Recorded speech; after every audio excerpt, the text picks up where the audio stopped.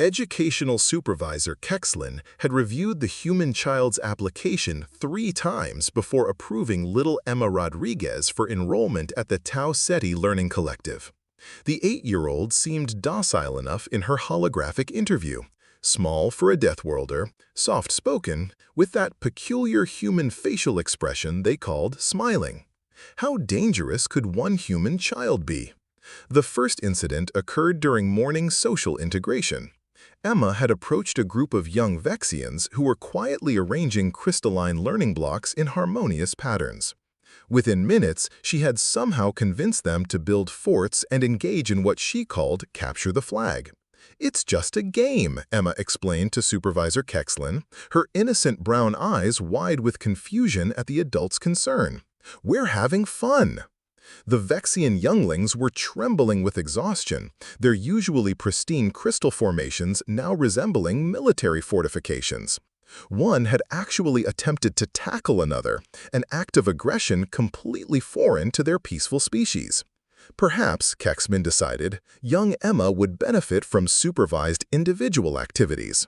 The second incident happened during what humans called recess, apparently a period where Deathworlder children were expected to engage in unstructured physical activity. Emma had requested access to the gymnasium, claiming she needed exercise. Teacher Velmon agreed to observe, curious about human recreational habits. What followed would haunt his dreams for cycles to come. Emma began with something she called jumping jacks, a rhythmic motion that demonstrated the terrifying efficiency of human cardiovascular systems.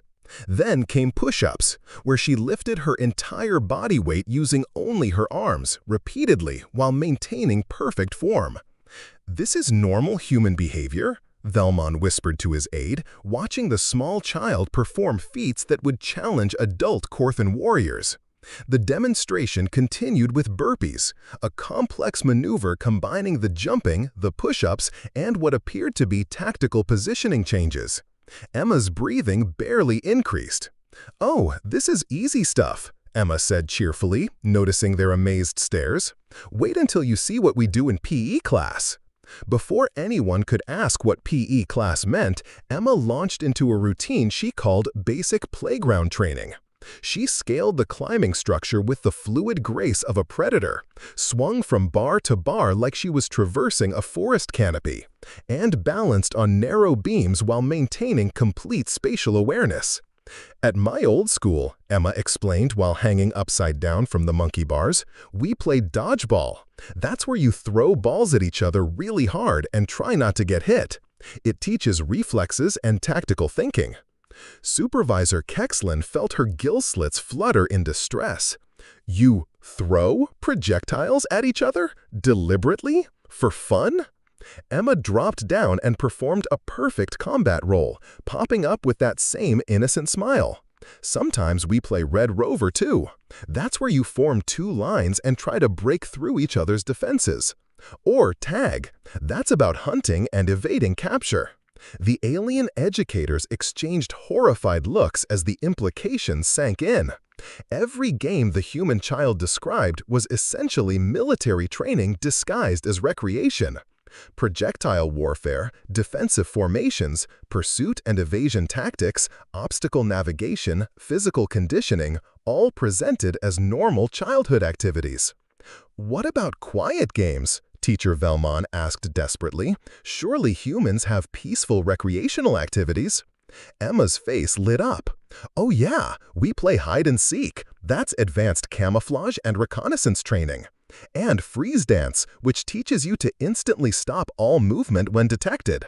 There's also Simon Says, where you learn to follow commands from authority figures while staying alert for false orders." Supervisor Kexlin realized with dawning terror that they had just enrolled a miniature soldier in their peaceful learning collective. Every activity the human child considered fun was designed to create deadly efficient warriors. "Emma," she asked weakly, "what do human children do for relaxation?" Emma tilted her head thoughtfully. "Well, sometimes we have sleepovers where we stay awake all night practicing sleep deprivation tolerance. Or we go camping and learn wilderness survival skills." She paused.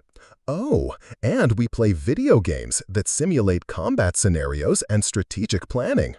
As Emma skipped away to demonstrate hopscotch, apparently a precision targeting exercise, the alien staff huddled together in existential crisis. They had thought they were running a school. Instead, they had accidentally created a Deathworlder military academy.